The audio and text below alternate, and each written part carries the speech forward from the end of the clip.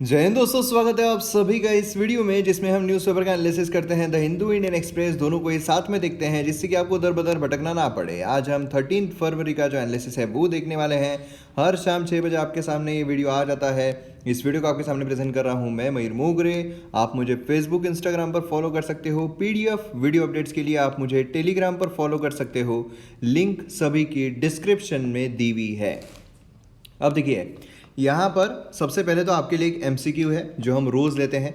आपको इसमें करना क्या होता है, सबसे पहले तो वीडियो को पॉज करना होता है और इसका जवाब जो है वो आपको लिखना होता है। उसी के साथ साथ जो एक्सप्लेन्ड अगर आपको कुछ इसमें से करना है तो वो आप कर सकते हो और फिर आपको वीडियो को रिज्यूम करना है। और जैसा कि मैंने आपके कल के वीडियो में आप सभी से सवाल पूछा था कि ये जो ब्लैक बैकग्राउंड है क्या वो आपको अच्छा लग रहा है, तो आप सभी ने मतलब ऑलमोस्ट सभी ने कहा कि हाँ ये जो थीम है ये कंटिन्यू रखूँ, क्योंकि ये ब्लैक थीम के पीछे का रीज़न यही है कि इस पर जब हम देखते हैं तो हमारे आँखों पर ज़्यादा स्ट्रेन नहीं पड़ता है। तो ऐसे भी बहुत सारे एस्पिरेंट्स हैं जो रात को 9 बजे के बाद या 10 बजे के बाद हो सकता है कि वो जो लाइट्स है वो ऑफ करके भी देख रहे हो, तो उनकी भी आंखों पर ज़्यादा तनाव जो है वो नहीं आएगा, क्योंकि आपकी आंखें जो है काफ़ी अनमोल है और उन्हें बचा कर रखना ये मेरी भी जिम्मेदारी है।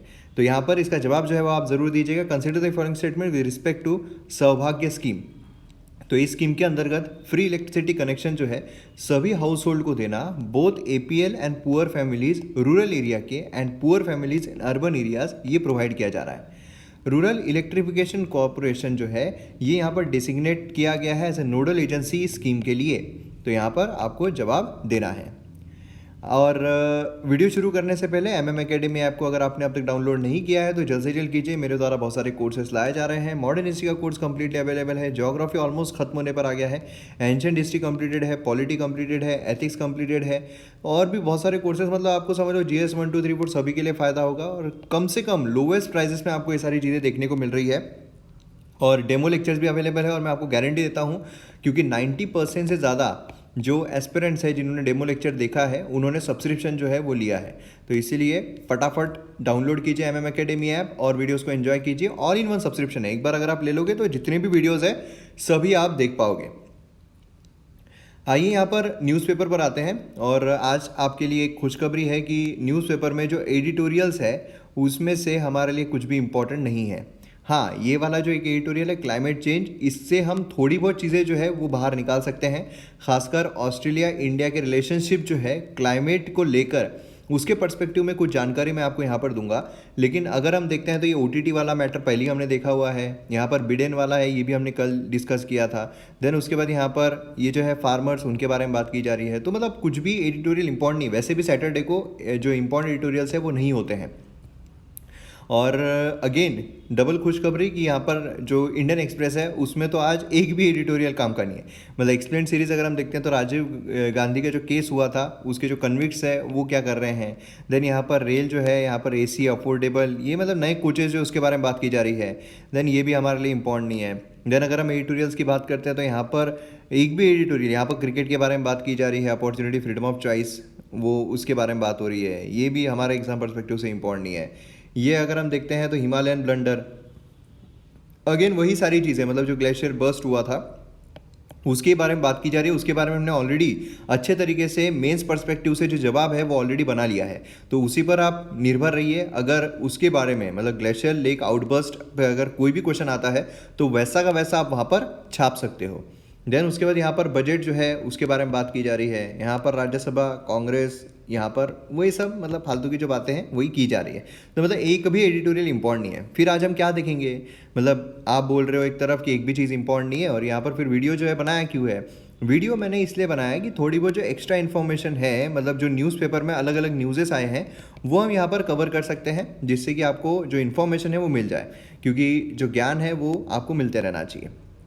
तो यहाँ पर पहली जो न्यूज़ है वो निकल कर आ रही है, इंटरकास्ट मैरिज जो है ये possibly caste and community tension जो है वो रिड्यूस करेगा, ये सुप्रीम कोर्ट के द्वारा बोला गया है। तो ये हमारे जीएस पेपर 1 के लिए जो सोसाइटी है उस पर्सपेक्टिव से ये इंपॉर्टेंट हो जाता है और इसके बारे में आपको इन्फॉर्मेशन जो है वो रहनी चाहिए।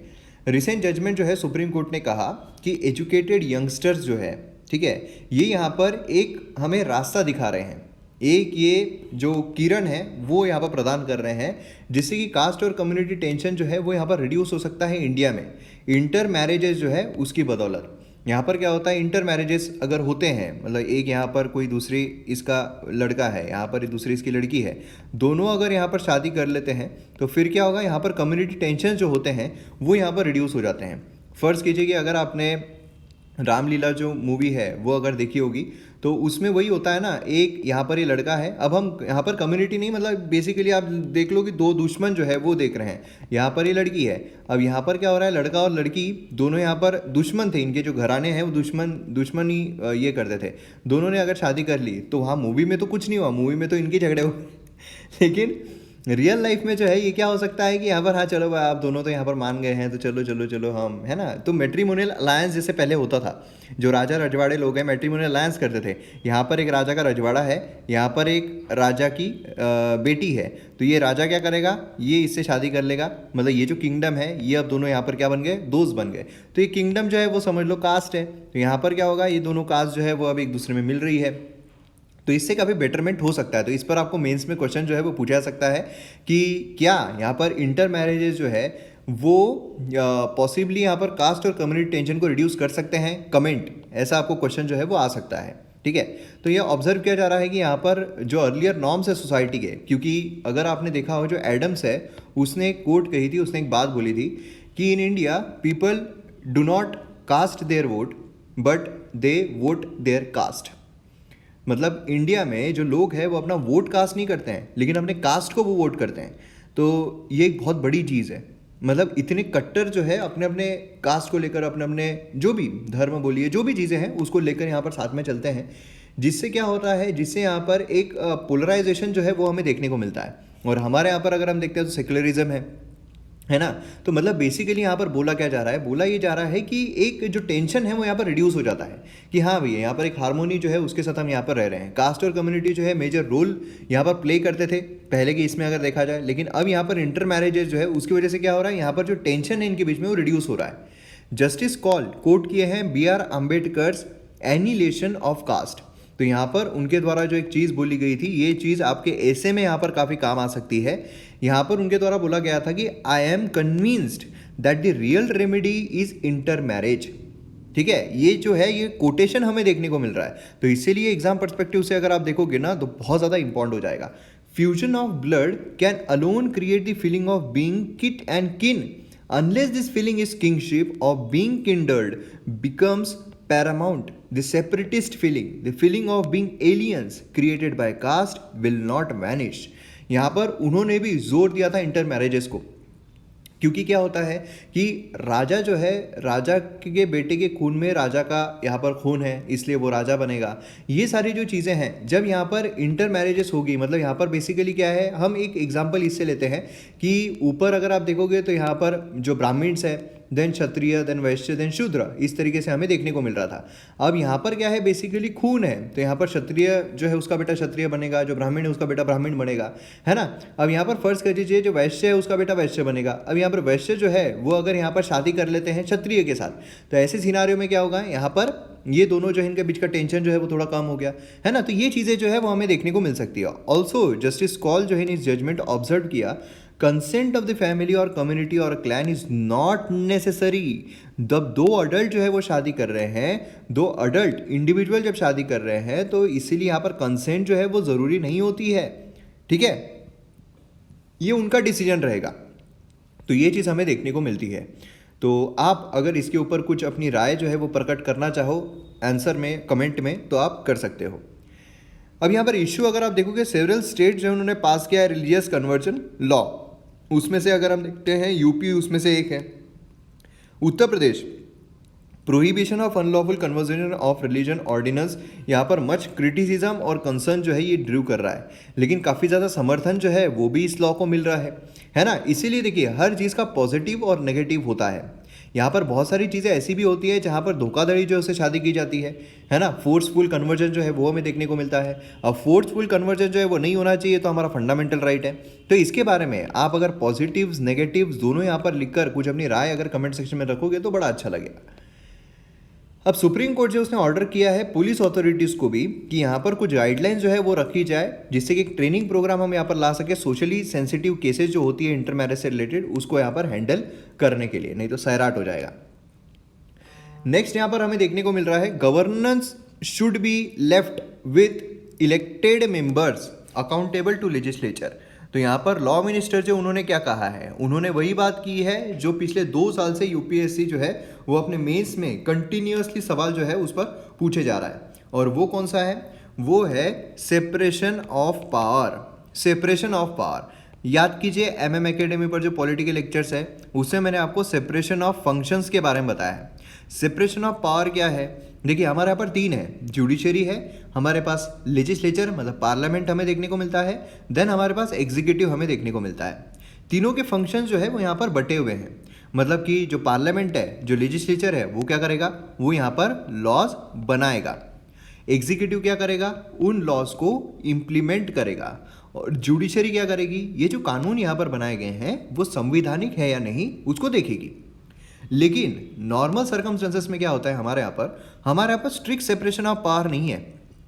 यूएसए में अगर आप देखो स्ट्रिक्ट सेपरेशन ऑफ पावर देखने को मिलता है, हमारे यहाँ पर स्ट्रिक्ट सेपरेशन ऑफ पावर नहीं है। हमारे यहाँ पर इसीलिए सेपरेशन ऑफ फंक्शंस जो है वो कहा जाता है। क्यों सेपरेशन ऑफ फंक्शंस, क्योंकि कई बार ऐसा होता है कि जो लेजिस्लेचर है वो जुडिशरी केस में घुस गया, जो लेजिस्लेचर है वो एग्जीक्यूटिव केस में घुस गया, एग्जीक्यूटिव जो है वो जुडिशरी केस में घुस गया, जुडिशरी जो है वो लेजिस्लेचर केस में घुस गई। कई ऐसे एग्जाम्पल्स हमें देखने को मिलते हैं। एग्जाम्पल्स कौन कौन से हैं, देखिए जुडिशरी जो उसके पास कुछ पावर्स है। पावर्स कौन कौन से हैं, एक तो है जुडिशियल रिव्यू, ठीक है, मतलब कि अगर पार्लियामेंट ने कोई भी बुरा लॉ बना ली, कुछ भी ऐसा कानून बना ली जो असंवैधानिक है, तो उसको खारिज कर देना, जुडिशियल रिव्यू है ना, मतलब संविधान के हिसाब से अगर कोई भी चीज़ नहीं हो रही है तो उसको खारिज कर देना। देन उसके बाद हमें जुडिशियल एक्टिविज्म जो है ये देखने को मिलता है। जुडिशियल एक्टिविज्म मतलब क्या, कि जुडिशरी खुद होके कोई कानून बना रही है, कोई लॉ बना रही है। अब कानून बनाने की पावर किसके पास है, पार्लियामेंट के पास है। क्यों, हमारे पास डेमोक्रेसी है। डेमोक्रेसी से क्या हो रहा है, इलेक्टेड रिप्रेजेंटेटिव हमें देखने को मिल रहा है, मतलब हमने यहाँ पर इलेक्ट करके किसी रिप्रेजेंटेटिव को भेजा है, वो हमारे लिए कानून बना रहा है। लेकिन अगर जुडिशरी बनाने लग जाए तो, क्योंकि जुडिशरी तो यहाँ पर इलेक्टेड नहीं है, तो ये एक ऑटोक्रेटिक जैसा नहीं हो जाएगा क्या, है ना। तो ये प्रॉब्लम जो है वो हमें देखने को मिलता है। फिर यहाँ पर जुडिशियल एक्टिविज्म जो है क्या इतना बुरा है, जी नहीं। जुडिशियल एक्टिविज्म जो है वो कभी बार अच्छा भी होता है। कब, अगर लेजिस्लेचर जो है वो सही तरीके कानून नहीं बना पा रही हो, अगर वो असक्षम हो अपने काम करने के लिए। जैसे कि फर्ज कीजिए कि एक महिला है, उसके वर्क प्लेस पर उसके साथ कुछ मतलब समझ लीजिए अश्लील हरकतें की गई। अब वो गई जज के पास, वो गई जुडिशरी में, जुडिशरी को बोली कि मेरे वर्क प्लेस पर ऐसी ऐसी चीज़ें हुई है। अब उस वक्त अगर कोई भी कानून नहीं बना हुआ है, ठीक है, वर्क प्लेस पर महिला के साथ अगर कुछ भी ऐसे वैसा चीज़ होती है, अगर उसके लिए कोई कानून नहीं बना हुआ है, तो क्या जुडिशरी बोलेगी कि नहीं नहीं तुम पहले पार्लियामेंट के दरवाजे खटखटाओ, पार्लियामेंट को बोलो कि इस पर कानून बनाए, उसके बाद मैं देखूंगा कि कुछ करना है या नहीं। नहीं, वो फटाक से यहाँ पर क्या करेगा, विशाखा गाइडलाइन जो है वो बना लेगा। मतलब यहाँ पर क्या हो रहा है, जुडिशरी जो है वो यहाँ पर कानून बना रही है, लेकिन ये कानून बनाना सही भी तो है। ऐसे कानून यहाँ पर बनाने भी तो चाहिए कि कोई अगर पीड़ित व्यक्ति अगर जुडिशरी के पास गया है, क्योंकि जुडिशरी का काम है न्याय देना। अगर कोई पीड़ित व्यक्ति अगर जुडिशरी के पास गया है, अगर वो बोल रहा है कि मुझे ये न्याय चाहिए, और अगर उस वक्त उस पर कोई कानून नहीं बना हुआ है, जुडिशरी अगर कोई कानून बना रही है, तो इसमें कुछ गलत नहीं है। फिर गलत कहाँ पर है, गलत आता है तीसरे टप्पे पर, जो कि है जुडिशियल ओवररीच। मतलब यहाँ पर पार्लियामेंट जो है वो सक्षम है, पार्लियामेंट सही तरीके से लॉ बनाने के लिए सक्षम है, मगर फिर भी जुडिशरी जो है वो अपने ही इस पर चल रही है, अपनी एटीट्यूड पे चल रही है और बोल रही है कि नहीं कानून तो मैं ही बनाऊंगी, कानून तो मैं ही बनाऊंगी, है ना। तो ये चीज़ें हमें यहाँ पर देखने को मिलती है, तब हम बोलते हैं जुडिशियल ओवररीच। और जुडिशियल ओवररीच गलत होता है। जुडिशियल ओवररीच ना हो उसके लिए जुडिशियल रिस्ट्रेंट का रहना जरूरी है, मतलब जुडिशरी जो है वो अपने काबू में रहना जरूरी है। इसीलिए यहाँ पर बोला जा रहा है गवर्नेंस जो है उसको यहाँ पर रखना चाहिए इलेक्टेड मेंबर्स के लिए, ठीक है, जो कि अकाउंटेबल है लेजिस्लेचर को। ये यहाँ पर बोला जा रहा है, मतलब बेसिकली सेपरेशन ऑफ फंक्शंस के बारे में बात की जा रही है। तो यहाँ पर अगर आप देखोगे तो लोकसभा को यहाँ पर कहा गया है कि इंडिपेंडेंस ऑफ जुडिशरी पार्ट है बेसिक स्ट्रक्चर का। इंडिपेंडेंस ऑफ जुडिशरी जो है बेसिक स्ट्रक्चर का। बेसिक स्ट्रक्चर क्या है ये आपको पता होगा, नहीं पता है तो बेसिक स्ट्रक्चर पर मयूर मोगरे सर्च कीजिए, आपको पता चल जाएगा, यूट्यूब पर ही वीडियो अवेलेबल है। तो यहाँ पर basic structure of the constitution principle जो है separation of power is also part of basic structure. तो जब सेपरेशन ऑफ पावर जो है बेसिक स्ट्रक्चर का पार्ट है, तो फिर जुडिशरी ने इसका पालन जो है वो करना चाहिए, है ना। ये यहाँ पर बोला जा रहा है। तो बेसिकली ये सारी चीज़ें हमें देखने को मिलती हैं जो कई बार हमने यहाँ पर डिस्कस की हुई है। अब यहाँ पर आप देख सकते हो कब कब जुडिशरी जो है उसने खुद होके यहाँ पर इंटरफेयर किया है। तो एनजेएसी बिल जो है 99 कॉन्स्टिट्यूशन अमेंडमेंट एक्ट उसमें किया था। Then Allahabad high court order जो है उसमें यहाँ पर किया गया था। देन प्रोएक्टिव सेंसरशिप जो है जॉली LLB 2 मूवी जो आई थी उसके लिए देखिए हमारे पास एक बोर्ड है ना, मतलब central board for film certification CBFC जो है वो हमारे पास एक बोर्ड है जो देखता है कि फिल्म में से कौन से दृश्य रखना चाहिए, कौन से दृश्य निकालने चाहिए। लेकिन यहाँ पर कोर्ट ने क्या किया, अपना प्रोएक्टिव रोल जो है वो अदा किया और इसमें से कुछ के जो सीन्स हैं वो यहाँ पर सेंसरशिप लगाई। तो ये हमें एक्टिव रोल जो है वो देखने को मिलता है। ठीक है, तो कुछ एग्जाम्पल्स अगर आपको कोट करने हैं मेंस में तो वो भी आप कर सकते हो। नेक्स्ट यहाँ पर हमें देखने को मिलता है climate change resilience action in step with India. अब देखिए हमें GS पेपर 1 अगर हम देखते हैं, 2 अगर हम देखते हैं, ठीक है 2 क्या अगर हम देखते हैं मतलब खासकर इंटरनेशनल रिलेशन, लेकिन अगर हम एनवायरमेंट भी देखते हैं तो जो भी हम यहाँ पर चीज़ें देखें GS2 बोलिए GS3 बोलिए, जो भी पर्सपेक्टिव से हम देखते हैं तो उसमें इंडिया जो है वो कनेक्टेड रहना चाहिए। इंडिया के साथ कनेक्शन अगर रहता है तो वो एडिटोरियल पढ़ने में मतलब है, नहीं तो फिर एडिटोरियल पढ़ो ही मत। अब यहाँ पर आर्टिकल जो है वो लाइट थ्रो कर रहा है वेल इक्विप्ड ऑस्ट्रेलिया वर्क कर रहा है मेजर इकोनॉमीज के साथ, जिससे कि टेक्नोलॉजी जो है उसको यहाँ पर ट्रांसफर कर सके लोअर ग्लोबल इमिशन के लिए। देखिए जो कार्बन इमिशन है ये बहुत बड़ा मुद्दा बन चुका है, इसके वजह से ग्लोबल वार्मिंग हो रही है। ग्लोबल वार्मिंग जो है वो बर्फ़ों को पिघला रही है, इसके वजह से क्या हो रहा है, हमें हमारे यहाँ पर जो फ्लैश फ्लड्स है ये सब भी चीज़ें देखने को मिल रही है। तो काफ़ी ज़्यादा डिजास्टर जो है वो हमें देखने को मिल रहा है। तो डिजास्टर का अगर मिटिगेशन करना है तो सबसे पहले हमें इमिशन जो है उसको कम करना पड़ेगा। बहुत सारे पेरिस एग्रीमेंट ये सारी चीज़ें हमें ये करने को बोलती है। अब यहाँ पर आप देखोगे तो ऑस्ट्रेलिया जो है काफ़ी इसमें अग्रेसर है, ऑस्ट्रेलिया काफ़ी अच्छा काम कर रहा है और ऑस्ट्रेलिया बड़ी बड़ी इकोनॉमीज़ के साथ मिलकर ये सारी चीज़ें जो है वो कर रहा है। हमें यहाँ पर इंपॉर्टेंट है कि इंडिया के साथ मिलकर वो क्या कर रहा है, तो यही हम यहाँ पर जानेंगे। ऑस्ट्रेलिया की अगर हम बात करते हैं तो ऑस्ट्रेलिया जो है one of the driest inhabited continents है पूरी दुनिया में, है ना। ऑस्ट्रेलिया के बारे में हमें पता है, ज्योग्राफी में ऑस्ट्रेलिया के बारे में हम देखते ही है। अब यहाँ पर living oldest living culture and some of the richest biodiversity पूरी दुनिया की हमें देखने को मिलती है। सबसे अच्छी डाइवर्सिटी अगर हम बोले या फिर सबसे एक अच्छा जो ऑस्ट्रेलिया उसके पास अगर हम देखते हैं तो coral reef, great barrier reef वो हमें देखने को मिलता है ना। उनको यहाँ पर जो एबोरिजिनल और टोरेस स्ट्रेट ये सब लोग हैं इनके बारे में अच्छी खासी नॉलेज भी है।